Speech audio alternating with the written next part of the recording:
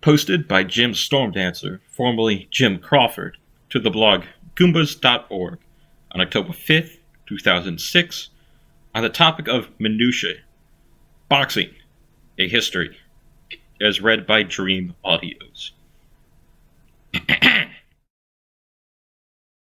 Boxing has been in the news lately since Uwe Boll in an attempt to prove that his films are good after all, challenged his critics to take him on in the ring, but did you know that boxing was not always a violent sport? As conceived in 1632 by Portuguese printing press operator André Felipe, boxing was a gentleman's game in which two men would square off and regale each other with stories monotonous for days on end until one of them fell to the ground from boredom or exhaustion. Over the next few years, the new sport developed a respectable following of a few hundred local socialites.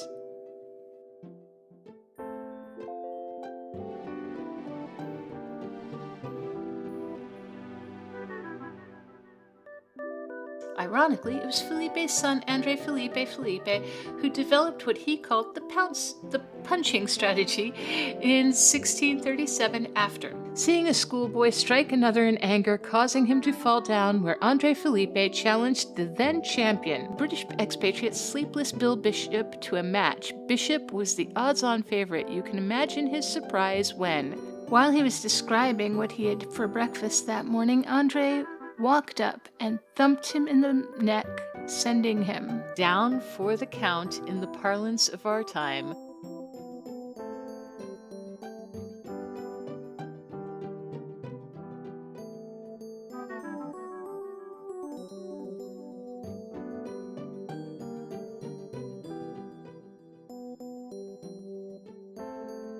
While it was universally agreed that the boy had violated the spirit of the game's officials were unable to find any actual rule that, quote, punching violated and were forced to let the victory stand.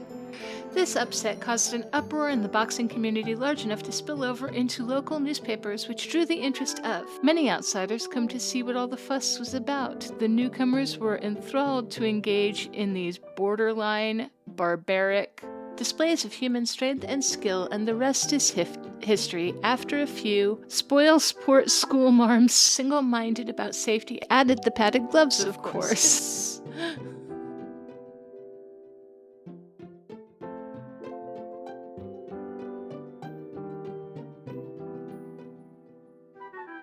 Today's boxing enthusiasts fantasize about a newcomer that would rock the ring the way Felipe did. Calcification of the modern rule set has essentially locked the punching strategy into place, but it's easy to get caught up in the fantasy. Young scholars with big dreams often enter the ring with their crazy new trick, usually a variant of hypnosis, and though they've achieved the occasional victory, none of the gimmicks have been robust enough to make it to the big time. Conceived in 1632, over the next few years, the new sport developed the punching strategy in 1637. The real wonder, though, is that André Felipe's original version of boxing is still around. Gentlemen's boxing clubs can be found in cities all over the world. You can visit one most any day of the week and see two erudite gentlemen exchanging pleasantries. In the ring, most people only come to watch a few hours of a match and then leave, but every once in a while you'll find amongst your elders a stout fellow, a die-hard fan, who perhaps witnessed that historic battle between Felipe and Bishop, who, for the love of the sport, must stay to witness the last glorious seconds of wakefulness slip away, only to return to fight again another day. Hey folks, this is Quasi Quafter. And that was Boxing, a History, as written by Jim Stormdancer, formerly Jim Crawford, and performed by Dream Audios across over a month's worth of her audio roleplay content. I'm not really used to recording myself, but I figured I should just for this. This is a fun little project of mine, something dumb that kind of kept me going. Dreamy did this bit at the end of every video where she'd read the name of all of her Patreon subscribers verbatim. Many users quickly realized they could just exploit this to get her to say whatever the hell they want. Some extra context. Boxing, a History was written by Jim Stormdancer for his blog originally, although Jim would later go on to develop several Flash games, one of which was a game called Frog Fractions. Jim included a reading of his blog post within a portion of Frog Fractions, which developed a kind of sizable cult following, especially in recent years, because 2 to 4 sequels have been made for Frog Fractions since then, depending on who you ask, and the boxing bit has reappeared here and there throughout. It's a fun copy pasta that, to me, feels representative of early internet culture. It's something I really like studying.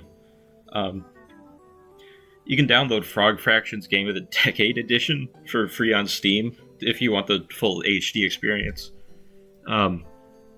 Anyway, that's all. This was a lot of dumb fun. Thanks for... Wait a minute. I find this doubtful. It is common knowledge that humans are rather violent in nature, and thus has the implication that fist fighting has existed long before 1632, as is alleged. And while the story is interesting, additionally, no searches or anything of the like brings any mention of this Andre Felipe, or any of these gentlemen's boxing clubs that supposedly exist all over the world. Though according to many searches, the first real rules for boxing were the London prize ring rules, made in 1743. English.wikipedia.org/wiki/London prize ring rules. So, as it turns out, people had boxed prior to this date, and the rule set was created nearly 100 years later, while claiming to be the first. Additionally, the word box seemed to have showed up circa 1567 with the meaning to fight with the fist. Unlikely. So this makes it unlikely that... What possible reason could I have for making all of this up? That humans as violent is not in doubt, nor is it that fist fighting has existed since prehistory. I think it's interesting, however, that you believe that the violent nature of humans precludes them from creating non-violent sports, as Andre Felipe did in 1632. Do you also doubt the existence of figure skating? As for your searches, let this be a lesson that you can't rely on the internet for serious research. My primary source of information for this article was the Encyclopedia Britannica 15th edition, published in 2003. If the gentlemen's boxing clubs have all vanished mysteriously in the past 3 years, I apologize. Well, I doubt the existence of figure skating. I can respect that. The end. I'm gonna miss the history of boxing.